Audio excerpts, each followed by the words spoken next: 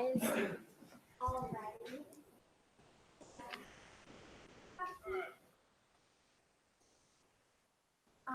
So we're gonna get started. First off, thank you guys so much for coming. Super excited. We're talking about diversity and inclusion in the workplace, but obviously it transcends the workplace too. Super helpful skills for anywhere. We have food over there. Don't hesitate to go grab something. There's resources and goodies over there to take home. I've got some fidgety things if any of you guys are like kinesthetic learners, so feel free to grab that too. I have with me Margie, flew in from UAS, the Juneau campus this morning, and she does counseling and disability services for UAS. And we have some other experts in the room, Audrey, Megan. Yeah, so guys, I'm gonna turn it over, and hopefully that this is great. Yeah, thank you guys.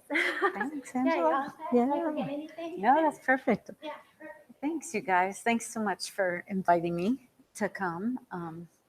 Just a little bit about me. I worked for about 20 years in employment, and mainly with people with disabilities. So I have a little bit of background in that. And then for the last 10 years, I've been working at UAS doing counseling, disability services, teaching Safe Zone, and a few other things there. And so this crosses over some different interests, and I'll definitely be pulling out the stories you shared with me earlier. And I'm a very informal presenter, so this is like freaking me out a little bit. So I'm just gonna pull up a chair here, if that works for you guys. And okay, thanks. Yeah, thank you. Well, first, for me, it would be helpful to find out, just get a sense of who's in the room and what brought you here. What made you interested in this topic? Yeah, come on in. No worries. Grab some food if you'd like. Yeah, so I guess we could maybe just go around briefly and just introduce yourself and let me know maybe why you're here. My name is Gabriella. I'm a student here, and I'm also a student worker. I've known Angie just through her other workshop. All of them. Cool. I'm Audrey. I work at UAS, and I was interested in this as well, in the topic, and then Angie also asked me to provide some.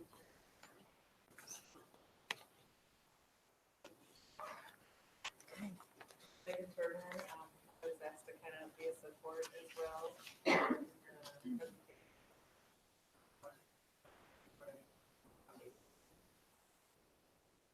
name is Ellen Chenoweth, and I work at a student-funded program called BLAST, which is biomedical learning training, and it's an initiative to try to increase diversity in biomedical and environmental science. And as part of that, I was invited to be part of UAS. This is my main employer, but I work here in Sitka. They're racial equity. We're just starting to pull that together. Oh, that's great. And I'm Michael Moscow, and I'm the Title III Program Support Specialist. So I work with youth, but a lot of our work is centered around issues related to access in higher ed. So I thought there'd be some valuable content today. Excited to hear from all the speakers. Here's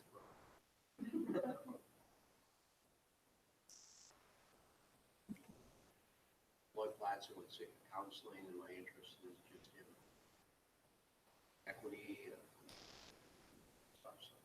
So find out a little bit more. Awesome. I'm Rebecca. I'm an AmeriCorps worker at Monistrum, and I'm for Angie as well. And I thought it was. And I'm Tracy. I work for business. Sorry, contract. We have probably about 60 people, and we have a lot of diversity in our staff. So we're just looking at who better supervise and see what I can do to help. Wonderful. I'm interested in the topic, and I work here part-time and do other students in education. Great. Laura Gildenhouse. I work on the same program as Ellen. Last up at UAS, so I'm actually down here for some other related work. I'm always trying to figure out how to really meet my students where they are and create a better environment relationship with them. And I feel like every time I go to a discussion or a workshop or anything like that, like there's always something I take away from participants when they're there. It gives me something to research to think about, to incorporate food. So I always dialogue with kids. Awesome. It's like great the mix of people with employers and students and supporters. So no, no, they just think you're awesome and you present, you pull together. That's great. Yeah. So I guess we'll just kind of jump into it, and we might go fast so we have more discussion time. But one thing I just want to throw out is, why do you guys, first of all, why do you think diversity is important in a workplace? And well, I guess I'll throw that out first. Some of just popcorn any answer. I think for me, just greater diversity, there's greater perspectives, different perspectives. Perspectives. I think it challenges people to have to just consider the other. Yeah, that's great.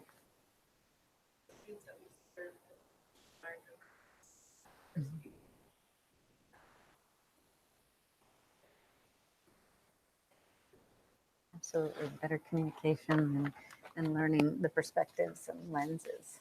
I did have a request. Yes. People can speak up. I have hearing loss at certain tones. I get those tones, so. That sounds great. Yeah, so if everybody can just speak a little louder, and I might repeat some things just for this, for the recording.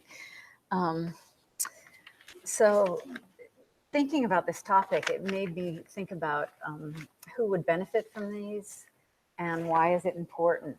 And, you know, the main thing that I really feel like is just the different perspectives. I think it's really important to kind of look at your own personal biases or where you learned information from. I feel like the different perspectives and different lenses that people look through add richness and value to like the sum product, whether it's customer service or whether it's teaching or, you know, in whatever way. So I had to really think about my own workplace and think about who are my coworkers and what does that look like? Are they all similar to me, or what kind of variety? Does it reflect the makeup of your community?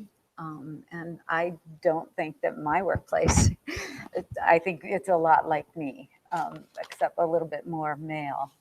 But yeah, and so, you know, I am always trying, if I'm invited to participate on hiring committees, or if I'm invited to try to make sure recruitment outreaches to different areas, sometimes you have to target it to just get the word out to try to bring in those different experiences.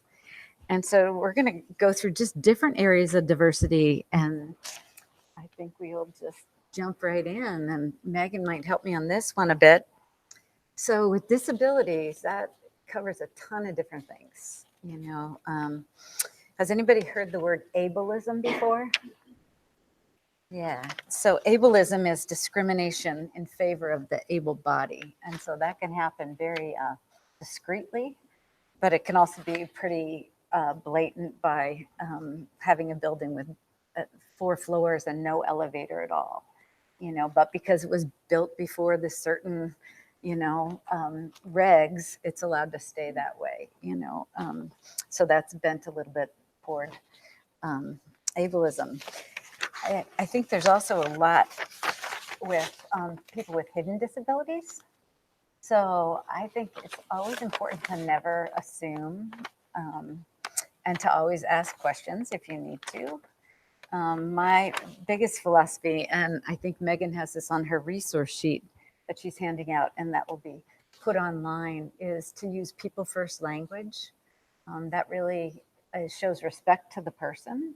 And what we mean by that is saying a person who experiences bipolar instead of he's bipolar, or or he's wheelchair bound. Well, he's really not duct taped to the wheelchair. He just uses the wheelchair for his transportation or for his mobility. And so I think that that's just a really good rule of thumb, is because it's just a slice of a person. It doesn't define them. They get to decide what defines them. So person first language, and keeping that in mind when you are recruiting, while you're interviewing, while you're working with other people. Let me see, Megan, do you have some different things just about, or examples of? Person Yeah, So that would be great. there's a whole page out there of examples, but I think that person first.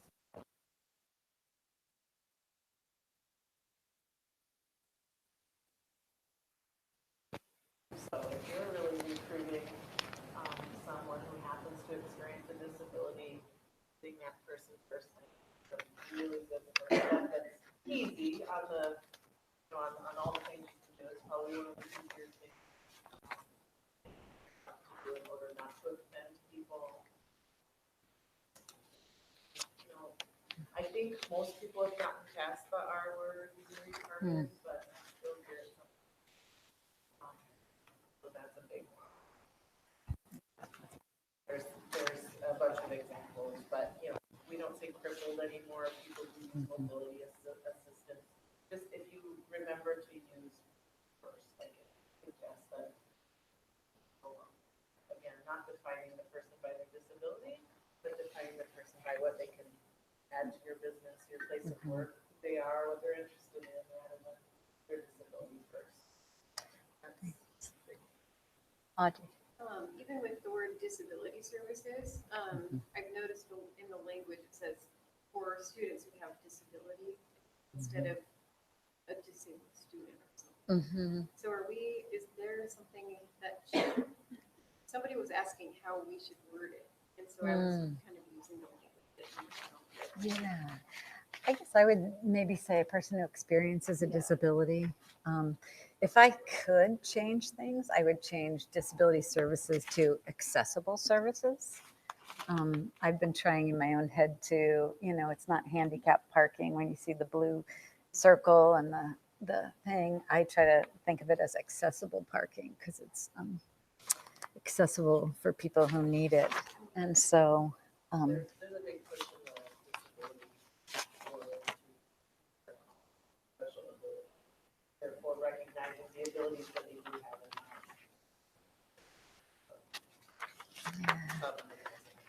yeah, and one thing that to keep in mind workplaces is to possibly do things with universal design.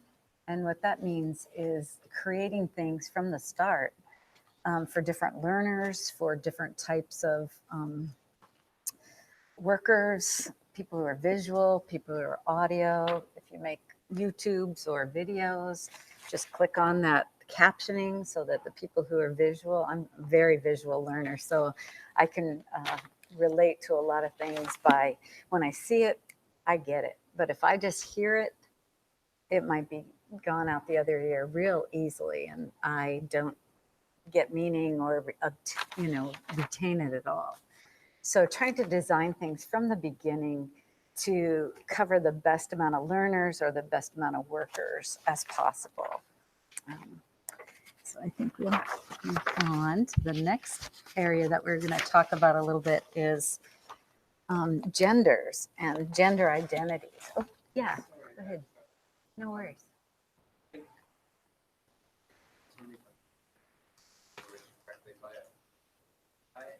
I work with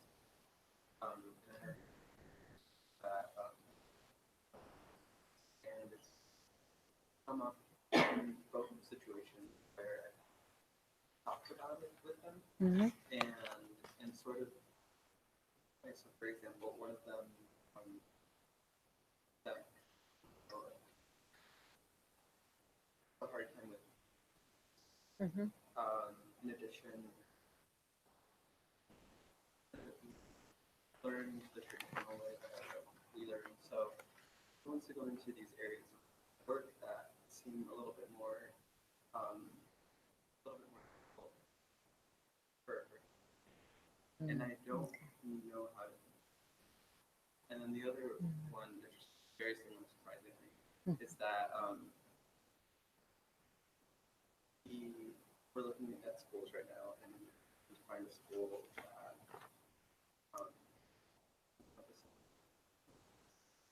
and any time that I am calling up a school, it is like it's like a really strong pain at him because he doesn't see his needs to be very grandiose, like why are we even calling this school sort of thing. But it's it's necessary. So how do I approach this topic? Ooh, great questions.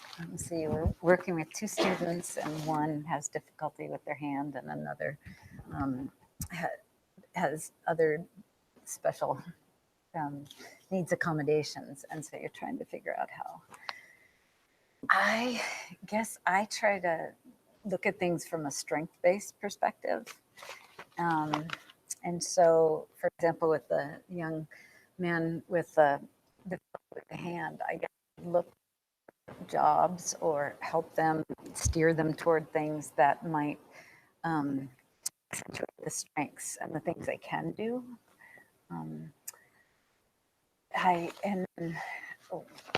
you call up the schools to try to find a place, I think I would probably ask your student, like, what words do you want me to use?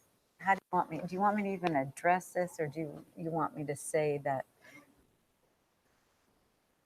Okay. Or like, it's more like, Okay. Yeah. I'm also Right. and so that one's the tricky one. It's something that definitely needs to be talked about,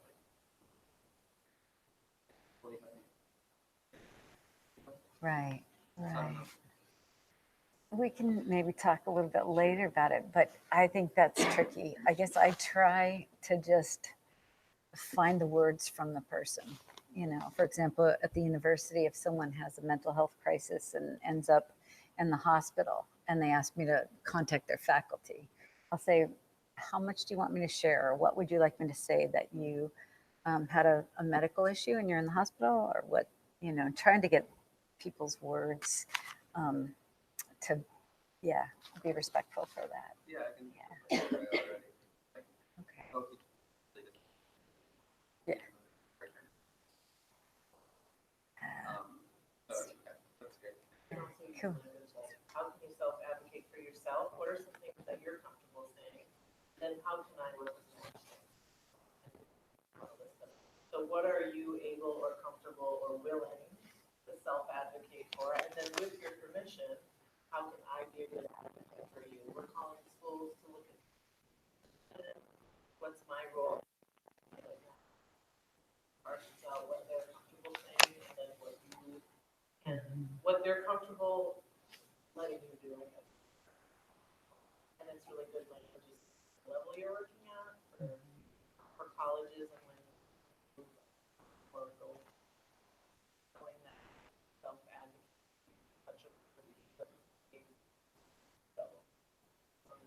in your hands to advocate for yourself as you move through, I guess, up and get older in your life, get so much greater. There's less people that are and that's at college still applicable. I mean, That's I a ask great students point. that a lot. What can you say? What are you self, and then how can I be a good advocate? That's great. That's a great point, Megan. Learn advocacy. Thanks for asking. Gender and gender identities. I had a little worksheet exercise, and I think maybe we'll just take maybe a minute or two because I can tell we're going to be running short on time today. But this sheet is just called First Impressions, and it mainly has people look at themselves and think about where did you get your ideas or your first impressions that you heard someone was gay or that someone was transgender or was it, and you're not turning these in, so don't worry. It's mainly just a reflection. You don't even have to write answers, but just think in your head, like where did you pick up your perception and your views on things, you know? And so maybe just take a minute and look at those. I think when we look inside to ourselves, it's really enlightening to realize where we learned our things and has that changed over time as we've met people or experienced things? Has that view of gender or LGBTQ or disability, where is it, you know, how has your opinion changed and what biases might you still have and don't realize? Yeah. And so actually, I think in the space of time, you guys get to keep these. But the main point that I hope, and I think that Angie's going to put this online as well, is just look at your biases. And this goes for every category that we're talking about. And we may not have some. We may be totally pretty open to things. But I think a lot of times different things shape our opinion and our perspective. And so as far as genders and gender identities, I put this little thing. It's very respectful of Jabek to use the name or the pronouns that a person asks. And these days it's gotten really interesting because I grew up in a very binary world where girls were over here and boys were over here, you know. And my world has really gotten very mixed through my counseling and talking and meeting different people. And there are some people that don't identify as either gender. They might identify as gender queer or gender fluid or they, them, or gender non-conforming. And so I really like this umbrella to help explain some of the different things. And queer was a bad word when I grew up too. It was a really bad word. But now people they're taking back the word, and it represents a lot of things. And so we have the LGBT on this side of the umbrella handle, and these are referring to sexualities, and they're not the only sexualities. There's also name them. There's lots of them, you guys. So we have L, lesbian, gay, bisexual, and then what are some other sexualities? Asexual, intersex, and there's pansexual. What was that one? Demisexual. And yeah, so there's just a whole lot of different sexualities. And then going on to this side of the umbrella are genders. And that's what the T stand for, but really it's a ton of other things under that. So T stands for transgender, and I feel like I'm preaching to the choir, so you guys might know all of this, but this is part of what I do on the Juneau campus for staff and faculty. So besides transgender, that could be MTF, which is someone who's assigned at birth male parts and is transitioning to female. Or it could be FTM, which is female to male, or it could be gender queer,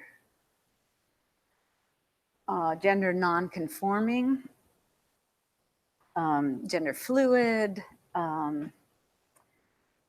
androgynous. There's just a whole bunch of things that can go under here. And even under gender, cis is a gender. I guess it's not a gender, it's a title for a gender. So do you guys, anybody, most of you know cisgender? So cis I guess is Greek, maybe, for the same. So I'm cisgender and I identify as female. And that's what the parts I was born with. And so I'm cisgender. So anyway, I'm rushing through this, but do you guys have, these days, things are widening and opening up and people are talking about things. And in my private practice in Juneau, and the university, I've probably worked with about 35 different transgender individuals. And that is just, yeah, it's just people are feeling safe, I guess, to come out and to talk. And we have a monthly support group in Juneau.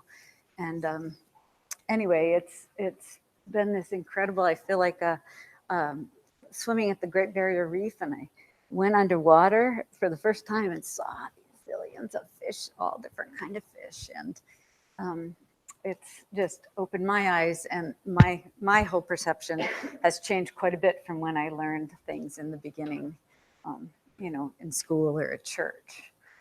So does anybody have any questions about this stuff? My daughter, Yeah. she's at the middle school here, and I was really surprised to see that how supportive the school is.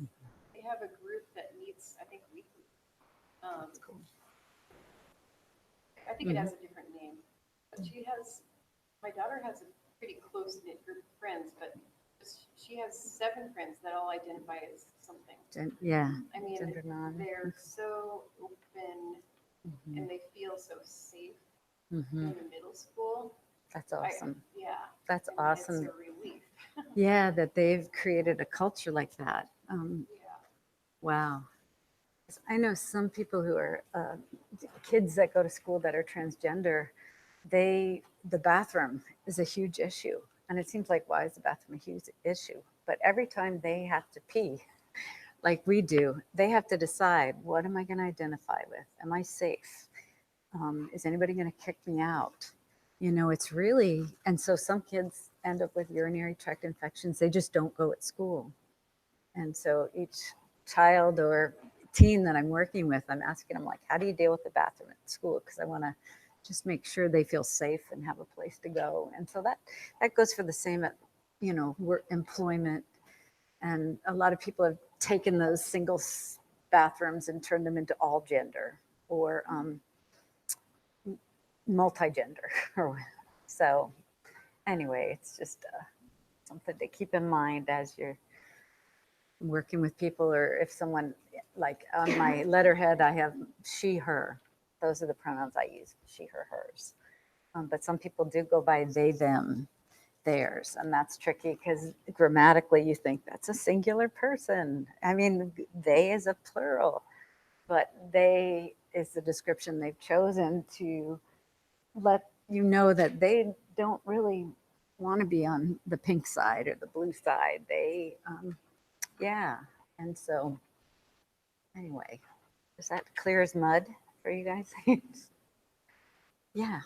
So I just wanted to ask, I had students that I worked with that didn't disclose, for example, a disability to me, or didn't disclose a preferred gender pronoun to me that wasn't apparent, or it wasn't apparent to me that they were in a situation where I felt like I was supposed to ask about a gender pronoun necessarily.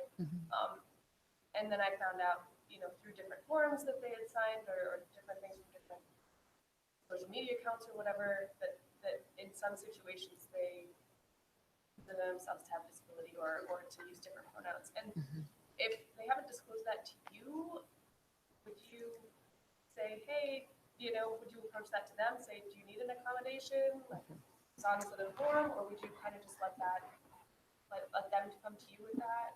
Yeah, and it may depend on the relationship you have with the person. But I think if you go in a caring way, not like a gossipy way, or, hey, I want to get this right and I don't want to tick you off, to do it that way. I think people are really usually receptive. And yeah. Hey, you're having trouble with that, you have a disability. Yeah. Is there something you want to tell me about your learning, That I've seen a lot from, unfortunately, from professors, faculty. But disability, probably not the best, or isn't the best way to go about it, but saying, I see you're having trouble, do you need an advocate, do you need help with this, you need to stop in the tutoring center, is there some way I can help you, do you think you need more assistance, just asking those kind of leading questions, and letting them expose what they're comfortable with. It's a tough one, because some people would do better if they had more.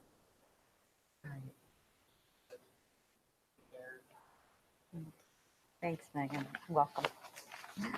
I wanted to I think this might be put up on the website. This is also a gender unicorn.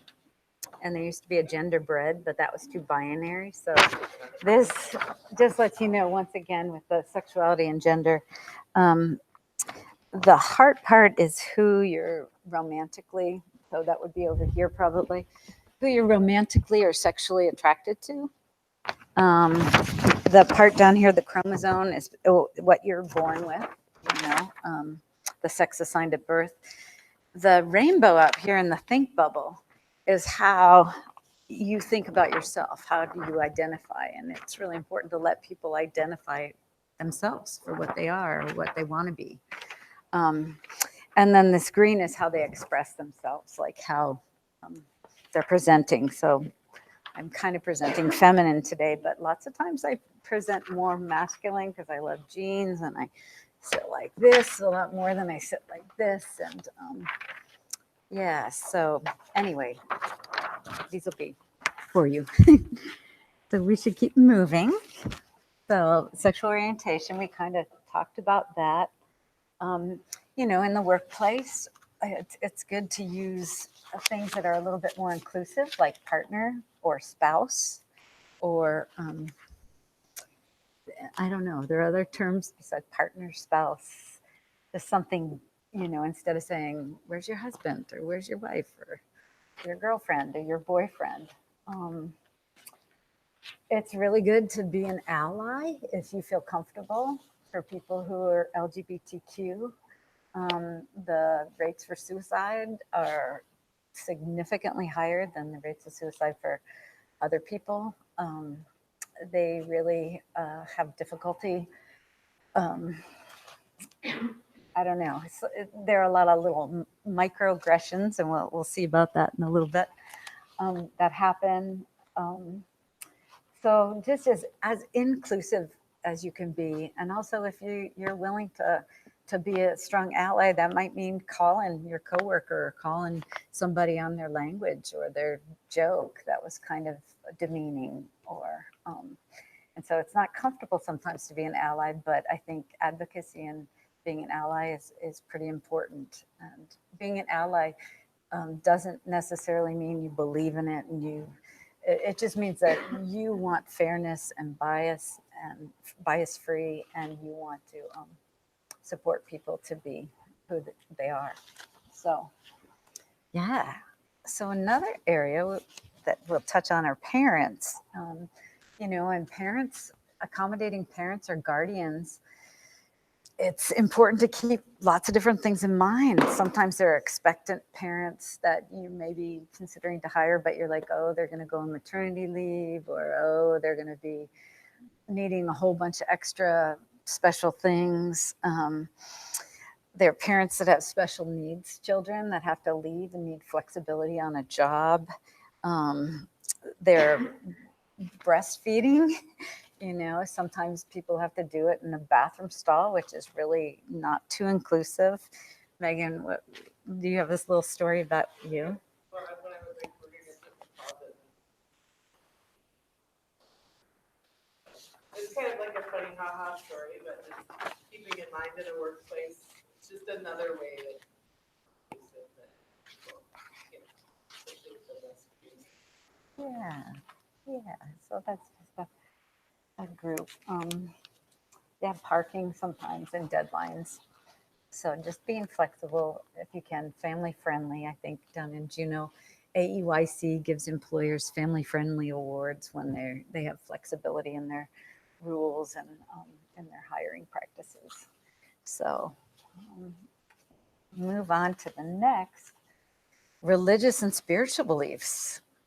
That's important to look at, like look at your own beliefs and be mindful of the lens and that you're looking through. I know sometimes people have Christmas parties, but there may be some people who don't celebrate Christmas or who are Jewish, or there might be people who have other religious celebrations or observations, or Yom Kippur, don't come to work at certain times. So just being mindful of that and being as inclusive as possible to different people. I think you were even sharing, Angie, something about like diets and foods and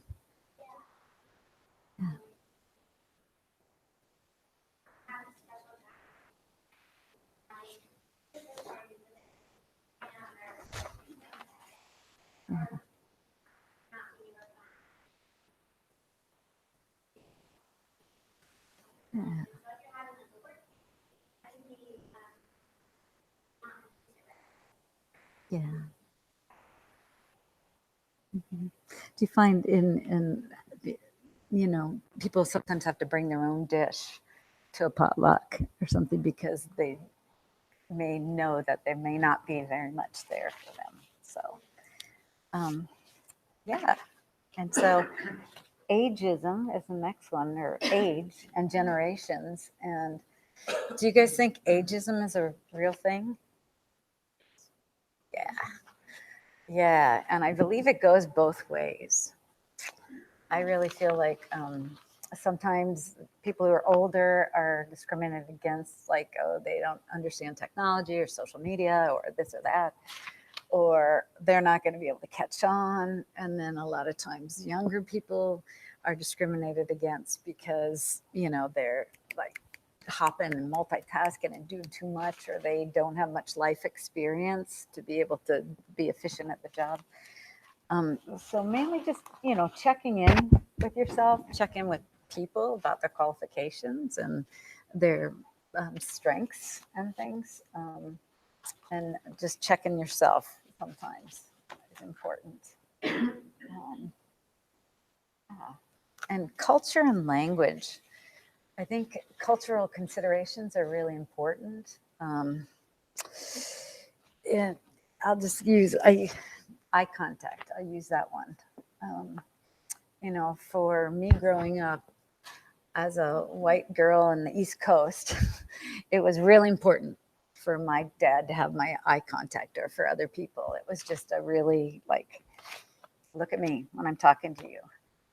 When I moved to Alaska here and living in Juneau, I've realized with some of my Tlingit friends actually educated me and let me know that, eye contact sometimes is very disrespectful. And, looking down is thinking and processing and weighing the value of my words. And so if we have the expectations in an interview, like you never looked at me or things like that, we may be totally missing the boat on some cultural cues. And so just being mindful of that also. Even like the speed, the rapid speed. Sometimes it's awkward, especially like I said, I grew up on the East Coast. Sometimes it's awkward to have this silence. And you might ask someone a question, and I'll use Tlingit again. And correct me, anybody, if I am wrong. But they let me know that, when I ask a question and there's a pause, that pause is showing me respect.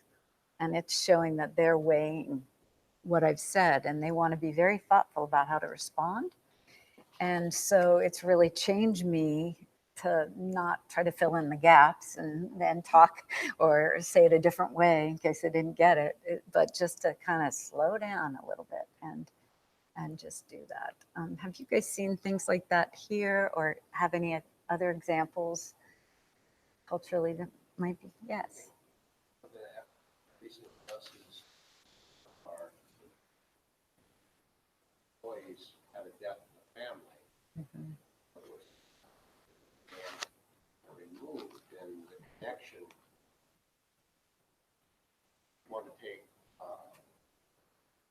did end up taking 5 days off to go to. That was a little bit different than, say, what my approach might be is like, I might try to go home. If I do, was my aunt or uncle out the way, whether, or do I really need to go or not? Right. In this question, in this circumstance, it was, well, yeah, naturally I'm going to go. It's my aunt. Right. You know, so understanding the cultural differences and respecting that, and saying, yeah, that's legitimate. Whereas I wouldn't have taken time off. Yeah, no, So, that's a wonderful example because, for us, it'd be like, oh, you just use an excuse to get it, to go on a trip or to get out of here. But really, that's their culture and it would, so things like that. I had to step back and just kind of think that culture, Mhm. greater connectedness. I think back, in the old days, with the extended families, there's a greater connection, I think, and that would have made more sense. Taking it from that perspective, Right. than honoring the cultural difference. Yeah, no, that's wonderful. Thank you. And I think we're going to show a little video right now about microaggressions. Guys familiar with those? They're just little slights, or sometimes not so little slights, that are happen against people who may have differences or may have a different culture or different race or a different gender or a different, but they happen and it's real. And so this is about microaggressions are like mosquito bites. The sound works with it.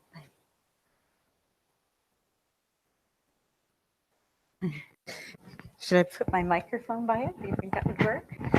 I don't know. I think it's getting blue. Thank you guys. Can you read from it? No worries. I think this sounds. Can you start it at the beginning? Yeah, Okay. Yeah, I'll just read it to these. I'll narrate. Oh, you're so well spoken. Just imagine, instead of being a stupid comment, a microaggression is a mosquito bite. It's a compliment. Mosquito bites and their itches are one of nature's most annoying features. But if you're only bitten every once in a while, where are you? From Cleveland? It's not a big deal. But the problem is that some people get bitten by mosquitoes a lot more than others. Whether it's on a date, their English is so good. Excuse me? Going grocery shopping, just buying apples. When are you going to have a baby? There's a whole bunch of different examples right now about culture and history. Or just walking down the street with your partner and the mosquito says, I couldn't even tell you were gay. And then a bunch of mosquitoes sting them. And getting stung by mosquitoes every day, multiple times, over and over is effing annoying. And it makes you go ballistic sometimes, which seems like a huge overreaction to people who only get bit once in a while. Of course, beyond just being annoying, some mosquitoes carry truly threatening diseases that can mess up your life for years. Astrophysics? Maybe you should try a less challenging major. Oh dear, there go my dreams. And other mosquitoes carry lots of things. I feel threatened. So next time you think someone's overreacting, just remember some people experience mosquito bites all the time. So exotic. And by mosquito bites, we mean microaggressions. Anyway, I wish you could have heard that narrated voice better. But did that resound with some of you? I thought that was a very clever. I went to a training on microaggressions, and at the very end they said, oh, look up mosquitoes and microaggressions. And I did just on the plane, and I'm like, this is a good one. We should do this.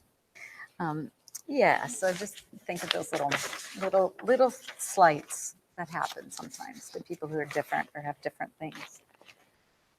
And I think the last few categories we talked about are thinking styles and personalities. You know, some people do Myers-Briggs as a team building activity at their workplace, and it helps to find out who are the feeling people and who are the producing people, and how to approach your boss once you find out they're Myers-Briggs. I can't remember the EFNP or whatever, but and also just thinking of people who are like really organized, very versus kind of last minute, or detail oriented versus big picture. I had an interesting thing happen a couple of years ago where I had a really great performance evaluation and got promoted and all these nice things. And I can't remember any of them because the one thing my boss said was, your coworkers don't like to present with you. And I was like, what? And I forgot all the good things and I got stuck on that. And so I went to each of my coworkers to say, hey, like, you don't want to play? Tell me what's going on. And it, you know, almost all my coworkers are really good planners and very organized. And even Angie was really good with the PowerPoint and the research that was done. And I'm really last minute, procrastinate, pull it out of my, you know what, and it usually works. And so we've had, you know, the last few years has been really good. You know, my coworkers play with me, but we do it differently. Like we'll divide up the slides. I'll wait and do mine the last minute, and I'll do the machine so they don't have to worry about technology. And my coworkers, you know, can get theirs ready a week or two ahead of time and be really ready. So just keeping in mind different people who, you know, have different personalities, and introvert versus extrovert. Extroverts get a lot of attention. You know, and if you're an introvert, it's really difficult to survive in a world that doesn't stop talking, number one, but also to get the recognition on a job or in a class, or, yeah, so just being mindful about those different things. And then also looking at socioeconomic statuses and backgrounds. For example, first generation at the university, I look at first generation students and, you know, just some of the extra challenges they have or the extra pressure put on them from family. You're the first one in the family. Or, you know, they haven't had sometimes the modeling or the skills given to them or the examples.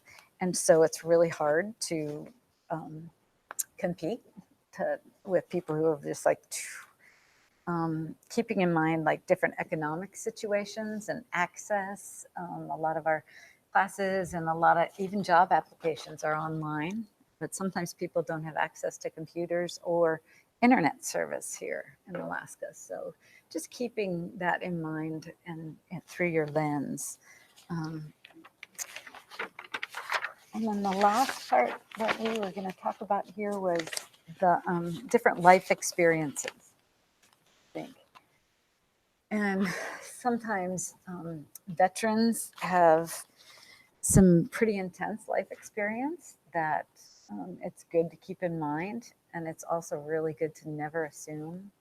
You know, sometimes one time I said, thank you for your service to someone who was a veteran, and it really triggered him off because he didn't, you know, it wasn't a good time there for him. And it was a really difficult time and hard. And I had just assumed, like, I want to be, you know, I want to thank this person for doing what they did for all of us. But I, you know, I just assumed. And so just with veterans, thinking about different things such as PTSD or traumatic brain injury, or just some different things that have happened that could affect the way they learn or the way they present, or yeah. So some hidden disabilities that people may choose to disclose or not disclose, and that's a really good example, like others, of things that would obviously affect you in your workplace, but that you as another person, you know, golden rule of just treating people how you do things. Some hidden disabilities are physical, they might come and go. Mhm. Yeah, thank you. Good. Hidden disabilities. Thank you. Yeah, and also just the richness of people with life experience. Sometimes you might go, oh, you had a gap year or 5 or 10. But really what they learn, that non-traditional worker or that person who took time off to raise children or things like that, you know, they have some really rich life experiences to draw on to contribute to your job site or to your work setting. And so just really valuing those differences and checking your assumptions. And I know we have some real non-traditional students that may have started school when they were 18, dropped out, did a lot of different things in life, and here they are at 40 finishing that darn degree, you know, and they feel really, because they haven't kept up with technology or figuring out how to use the TI-83, you know, calculator, or, you know, but yet they have seen some really incredible things, or they've seen history change, or they've seen lots of things that they have to contribute to discussions or to workplaces. And so I think we're wrapping it up, but I'd love to just open it up for any more questions or feedback or things that you guys have observed to keep in mind, you know, in having a diverse workplace or life. Yeah.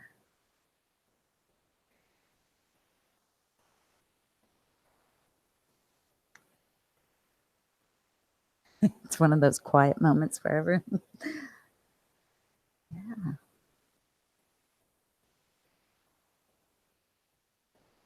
Other areas that we forgot too. Talking about, I'm a very introverted person, so I oftentimes experience where there's an discussion, you know, extroverts process while they're talking. Mm-hmm. Introverts draw back and almost demanding a response immediately from me, especially in personal relationships that I've been in. Tell me, you know. Oh, wow. I need to withdraw, think about what I say, otherwise I'll probably say something I don't mean to. I can imagine the anxiety that rises up as an So, introvert. a lot of things. Perception styles and bias in classrooms oftentimes towards auditory learners versus kinesthetic learners, right? Visual learners. Right. Often in the past, we have not accommodated much other than auditory learning. Yeah. Yeah. Thank you. That's a good example.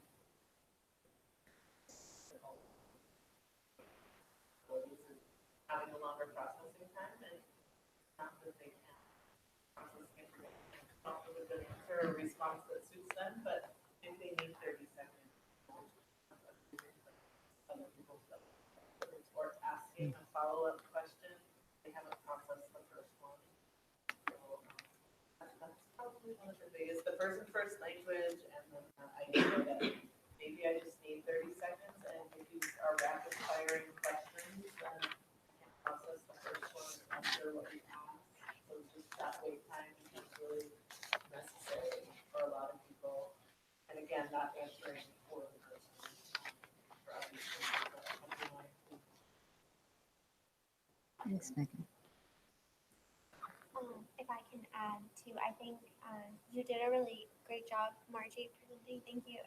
But I think like just to wrap up, like the really big point out of this is just being open to diversity. Like a lot of the research, you know, that I did trying to, you know, at least be like somewhat ready for all the expertise that was coming out of this. If you, was that like if you are in your workplace and you're too busy stressing out about like, oh my God, I need to hide the fact that I'm gay, or I need to hide the fact that I'm not comfortable with social media because I'm older, I need to hide this, I need to hide that, like how productive are you going to be, you know? So being able to feel welcomed and comfortable in your workplace opens up that avenue to be creative and productive and to develop good work relationships, to feel like you can move on, to have those aspirations. Sorry, not move on, move up. You know what I mean? So I think that's like a huge thing in accepting different kinds of people. And then I also wanted to bring up too, just being open to having these conversations kind of opens your eyes to things that you wouldn't think about. I have an example where I was doing a field study on the beach with students, and I had one student who was in a wheelchair, and his wheelchair didn't work in the sand. So that was something I had never considered. So I went and looked like, okay, this beach has ramps, like, you know, along the sand that wheelchairs can move on, and then seeing if they had ones that were like specially fitted for the beach, or like how we could get that to happen. And as someone who's like an able-bodied person, not something you would ever consider, right? So that I thought was like a really good example. Or yeah, the different diets are ones that I've like seen through a lot are not considered. And Michael's laughing at me. My vegetarian self is always complaining about this, but yeah, and I'm sure we've all like had those frustrations too, where we're like, oh, nobody thought to ask me, or you know, and it's definitely a give and take. Like you kind of have to advocate for yourself, but it's also like good if people know you're open to talking. Michael did a really good job of putting safe zone markers all over campus so that LGBTQ identifying students like felt safe and felt comfortable and know they can talk to somebody. And I think that was like a great example of making the campus more inclusive too. Yeah. Again, I don't know if you guys, I could talk forever, so I don't know if you guys have more examples. But yeah, those are things that came to my head while I was listening. That's great. Mm-hmm.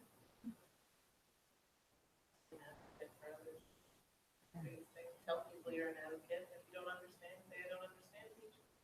That's difficult. Be an advocate for people and be open to new experiences and new ways of thinking about things. We all know that, but it really makes a difference. And it makes a difference in how you learn.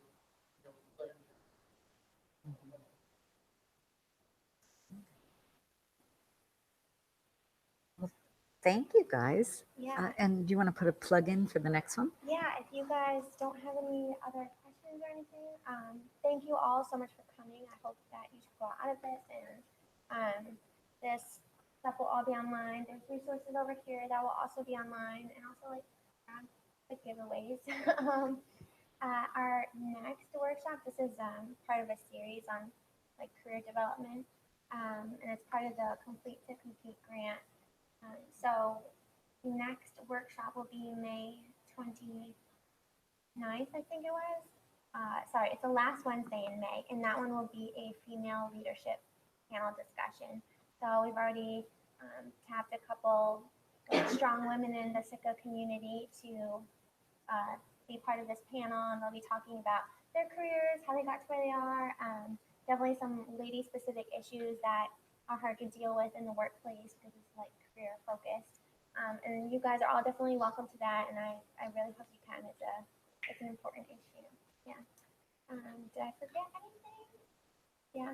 Thanks again for coming, guys. Yeah, thank you for coming. Okay, awesome. I'm gonna shut this off.